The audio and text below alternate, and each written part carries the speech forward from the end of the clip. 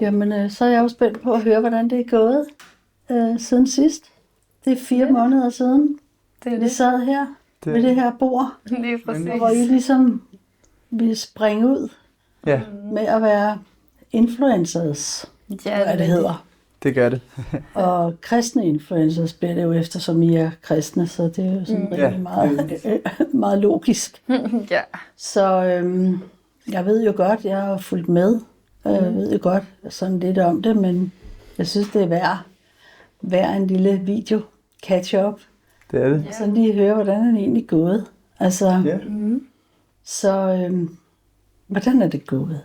Det er gået rigtig godt, synes jeg. Godt. Ja, det der. Kommer godt fra start, og hvad skal man sige, kastet os ud i det. Ja. Det har været helt nyt det hele. Ja, virkelig. Men jeg synes, det er gået rigtig godt.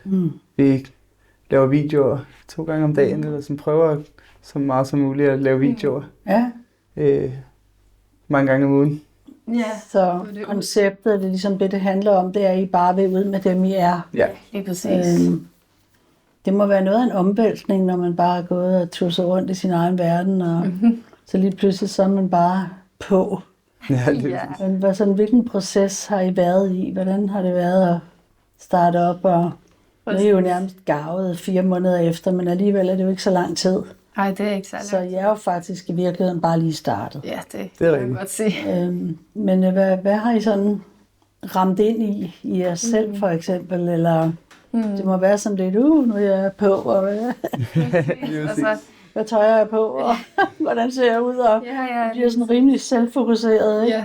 Ja. Det er ikke det, vi helst ikke vil være. Så det var sådan lidt en omvæltning, synes jeg, for mig. Sådan lige pludselig få alle de der kommentarer i hovedet. Du har render under øjnene, eller så er dit hår ordentligt, eller var sådan alle mulige ting, man lige pludselig skal tage stilling til. Det er blevet allemands eje lige pludselig. Ja, og så har jeg bare sådan tænkt, at man, altså, kan de ikke bare få mig, som jeg er, i stedet for at jeg skal gå så meget op i det. Selvfølgelig vil jeg gerne have mit hår sidder ordentligt, eller sådan nogle ting der, ikke? Men det er bare, det synes jeg i hvert fald har været en ting, en proces i mig selv af, lige pludselig bare stå foran kameraet og bare skal være ægte og være sig selv.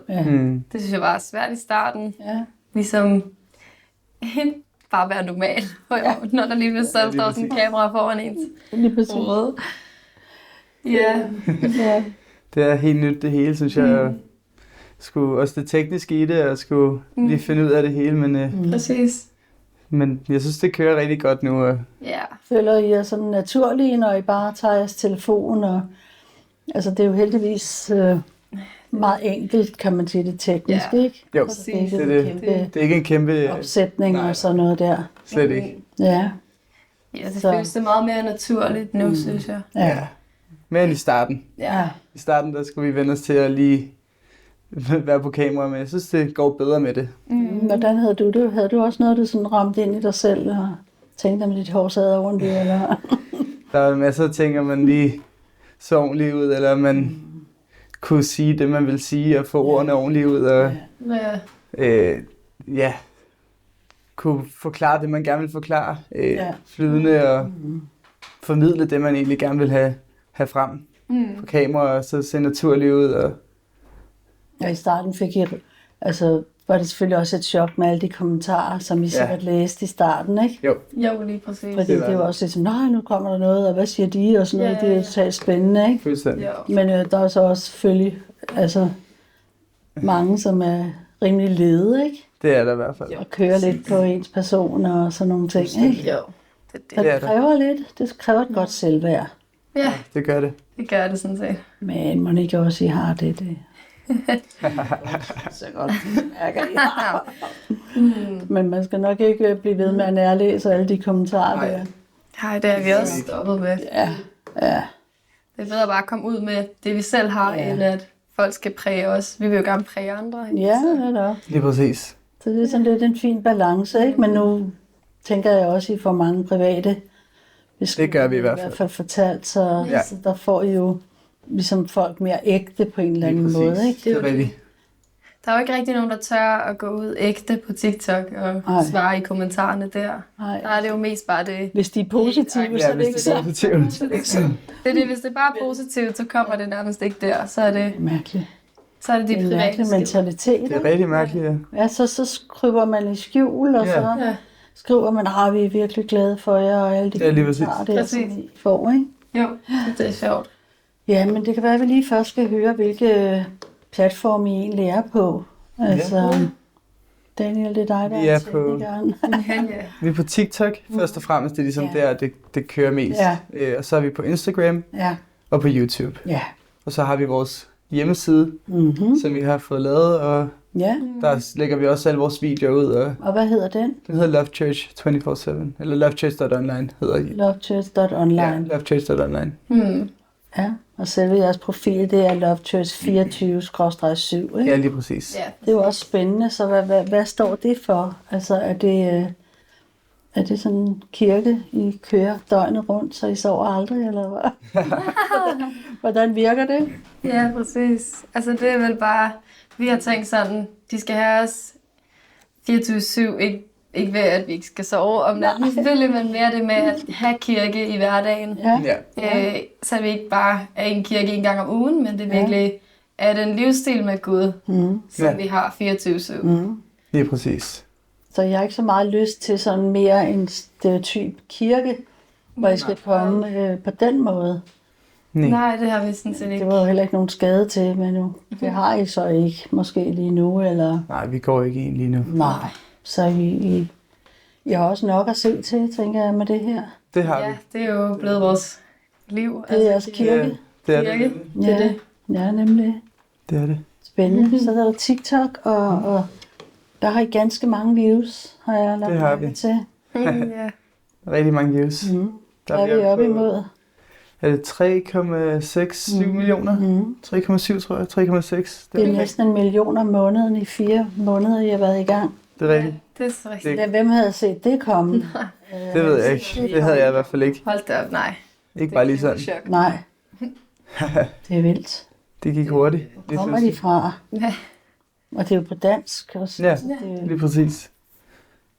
Det er ret vildt. Det er ret vildt, og I har også masser af likes og Det har vi. followers. Hvor meget er det på? Vi er oppe på 57.000 likes. Så kan det da også være lige meget med de kommentarer. Det er det. Det er rigtigt. Der er nogen, der sidder og suger. Ja. Der var vist også en, der skrev, da vi var inde og tjekke, at jeg skriver bare nogle lede kommentarer, fordi jeg har det dårligt. Ja. Det er sørgeligt, men det er egentlig meget cool at bare indrømme det. Ikke? Ja, det synes jeg også. Fordi hvis man er så negativ, så er det jo fordi, man har det dårligt. Ja, det er jo sandt. Så det kan I jo også godt overkomme. Så. Det er det. Ja. Fuldstændig. Vi har egentlig valgt bare ligesom kigge væk fra kommentarerne. Ja. Vi vil ikke have det præge os. Nej. Det er klart. Ja, Man kan ikke sidde og stirre sig blind på det, så bliver man også, mister man modet lidt, ikke? Jo, lige præcis. I er også på Instagram? Ja. Hvor meget? Det er sådan lidt, det er ikke de kæmpe tal, vi snakker om, men... Nej, der har vi omkring 200.000 views. Ja. Så det er også en slat. Det er det da i hvert fald. Ja. Det er der mange. Ja. Og hvad med followers? Der har vi 400 på Instagram. Og lidt over 4.000 på TikTok. Og så starter I stille og roligt op på YouTube, hvor I også laver de her vlogs, som jeg har lært at sige nu. Det har vi lavet nogle stykker af. Jeg tror, det hed vlogs. Vlogs. Okay, ja. Det gjorde det ikke. Nej. Det hed vlogs. Vlog, ja. Så det er jo... Hvad er det? Det er sådan mere, at man tager nogle forskellige episoder i løbet af dagen. Og... Ja. Ja, man prøver bare at filme hele ens dag igennem. Ja. Sådan, hvad jeg har lavet på en dag. Ja. Er der så en del, der går ind og kigger på dem også, eller? Ja. Der er nogle stykker. Det er ikke lige så meget som på de andre platforme, men det kommer stille og roligt, synes jeg. Ja. Så ja, det er ikke lige så meget i hvert fald. Men I siger måske også på TikTok, at den er det også. Ja, lige præcis. Vi promoverer dem gennem TikTok og Instagram. Ja. I dag er der altså unge mennesker, de har travlt. Det har de i hvert fald. Skal videre. Det er det. Ja, det handler om sekunder. Sekunder, ja. Så man hænger ikke så meget i det. Ja, men det er jo helt fantastisk. Tillykke med det. Tak. Så det er I tænker at fortsætte med, eller hvad? Ja. Altså jeg tænker, det er bordet fanger lidt, ikke? Det gør det nemlig. Jeg kan ikke bare... Jeg havde måske bare tænkt, at I bare ville prøve det her. Ja. Ja, og så var I ikke klar over, der var så mange i den anden. Lige pludselig så var der meget i det. Fuldstændig. Det kræver meget, og det er også virkelig fedt arbejde, eller fedt at komme ud og kunne vise sig selv på den måde, og fordi vi vil egentlig bare ud med, hvad vi tror på, Lige præcis. og hvordan vi har, hvordan vi oplever ting. I vil gerne have, at de lærer jer at kende, sådan influencers, ikke? Og jo, lige præcis. jeg kom til at tænke på i dag inden det her, at nu er jeg ikke særlig meget inde i de her ting, men er det ikke mest enkeltpersoner, som er influencers? Ja, altså det er lidt blandet, synes jeg. Ja. Men der er også rigtig mange, der gør det selv. Altså, det er helt klart flertal. Ja, ikke? Jo.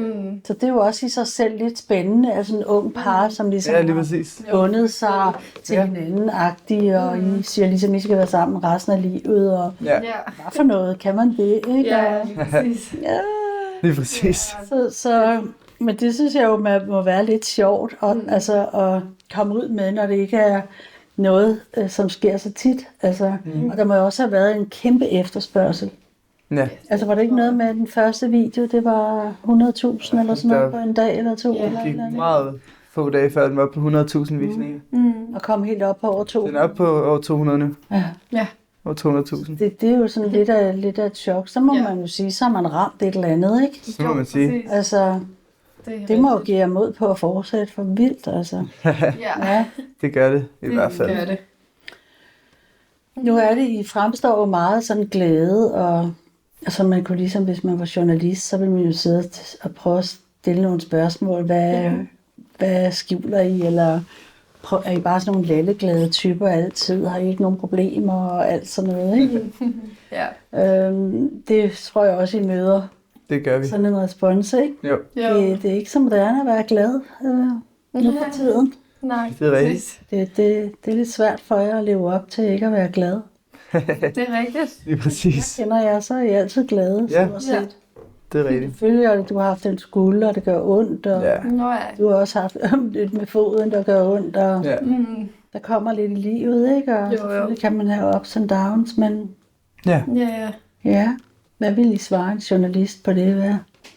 Hvordan vil I dokumentere, eller forklare, eller forsvare, at I ikke har en eller anden psykisk lidelse, eller at I er meget ulykkelige, eller meget kede af det? Sådan, det virker som om, det er meget det, der ligesom bliver samtaleemnet. Ja, lige præcis. Det er rigtigt.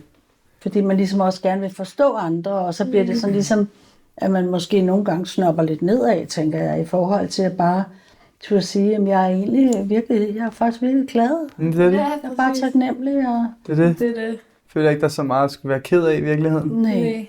Vi har det rigtig godt sammen, og har et rigtig godt forhold til hinanden. Og generelt i hverdagen har et godt liv, synes jeg. Lige præcis. Så vi er meget taknemmelige for alt det, vi har. Og så det synes jeg i hvert fald, at der er ikke så meget at være ked af. Hvor meget fylder jeres tro i jeres hverdag? Altså de fleste vil jo nok sige, jamen, så går man i kirke. Og, men er det også 24/7? Ja, det er det. Kan man godt bede til Gud på en seng eller et badeværelse? Eller, altså, det kan man i hvert fald. Hvor mange forbinder det med, at man går hen i en kirke og tænder nogle lys, så man ligesom tager Gud der. Men han kommer ikke med hjem altid. Ja, det er det. Det er nok lidt anderledes, at I ligesom... Ja. Det er det, vi virkelig har tænkt meget over det med at have en relation med Gud i hverdagen. Ja, lige præcis. Altså fordi det er jo der, tingene udspiller sig, det er jo der, vi har et gudsforhold, og det er jo der, vi kan lære Gud at kende, så det ikke kun er i en kirke. Det har vi har brug for ham, ikke? Det er jo det. Det er det. Det kan vi i hvert fald mærke, at vi har. I har lagt en masse skriftsteder ud i mange dage. Over en måned eller sådan noget. Hvor mange er det? 45 dage. 45 dage. Det er jo egentlig meget cool, at folk, der ligesom ikke kender Bibelen og sådan, de bare lige kan få et dejligt musikstykke, og så kan de læse. Hvordan har I fundet de skriftsteder? Er det sådan, at I står bare op i Bibelen og sådan et eller andet? Ja, det har været forskelligt. Hvordan gør man altså? Det har været lidt forskelligt efter, hvis vi lige har læst noget, vi synes var stærkt, eller nogle gange på lidt travlere dage, så fandt et hurtigt bibelvers, og andre gange, så hvis der er noget, der talte til os, eller noget, vi kunne bruge selv, så det er der sikkert også andre, der kunne bruge det her. Ja, præcis. Så ja. Det er da meget, meget spændende. Hvad med jeres eget personlige liv sådan? Hører I nogle prædikener på nettet, eller går I nogle gange ind i en kirke, eller altså, hvordan prædiker I for hinanden? Læser op af Bibelen for hinanden, og hvordan opretholder I ligesom jeres tro? Det er et godt spørgsmål. Altså, vi har været lidt rundt i forskellige kirker, for bare sådan at opleve den livsstil at gå i kirke, hvor på en måde, så vi bare ikke helt kunne finde en kirke, der lige passede. Vi har hørt dine videoer også meget. Ja. Du laver masser af videoer, som vi får rigtig meget glæde af. Vi går ind på RUT-TV. Vi går ind på RUT-TV. Vi ser den nyeste video der. Så det følger vi rigtig meget med i os. Det gør. Vi læser i Bibelen sammen og med andre venner også. Har fællesskab med andre også. Der ligger i hvert fald en del af både undervisning ja, det gør det. Og forskellige emner og sådan noget. Ja. Det er noget længere end jeres. Jeg kommer ikke så nemt om ved det som på TikTok. Nej. Så, men det er godt. Det er også rigtig godt. Ja. Så ved jeg også, at I har også hørt nogle andre prædikener, vi snakkede om. Ja. Da du havde det der med skulderen, hvor det var værst, ikke? Jo, det der var du også inde og høre på forskellige sådan, det man kalder amerikanske helbredelsesprøver. Så, men hvordan gik det? Kan du sådan helt... Jeg synes, det var ret stærkt at høre, fordi han virkelig sådan udspecificerer det med helbredelse, ikke? Sådan, så det synes jeg virkelig, jeg kunne tage ind. Ja, lige præcis. Og virkelig sådan, fordi man kunne mærke, at han levede i det hver dag. Hvad er Guds helbredelse? Ja. Så det talte faktisk ret meget til mig. Det er da dejligt. Det er da super. Altså, vi har jo tit talt om, jeg har også talt om i mine videoer, altså hvordan inden for kristenheden er det tit, at man sådan ligesom forventer, at Gud han skal bare stille op med det samme og helbrede en, og hvis ikke man bliver helbredt, jamen, så er det fordi, man ikke har troen og gør alle de ting, ikke? Men det er da dejligt. Det er også bare det, når man virkelig har brug for noget, ikke? Jamen, så er man jo bare desperat, ikke? Altså, giv mig noget, men Så du fandt håb og tro og trøst i det. Ja. Og det er jo også lidt sjovt, at I fortalte, at der var en, som havde set nogle af jeres videoer, og som faktisk havde bedt til Gud, og hun havde oplevet, at hun var blevet rask, og hun var kommet til tro. Og det var helt vildt, Det er bare, altså man kan ikke sætte Gud i en lille boks. Det kan man overhovedet ikke. Eller bare trække i en automat, så får du lige en helbredelse, så får du lige et eller andet, vel?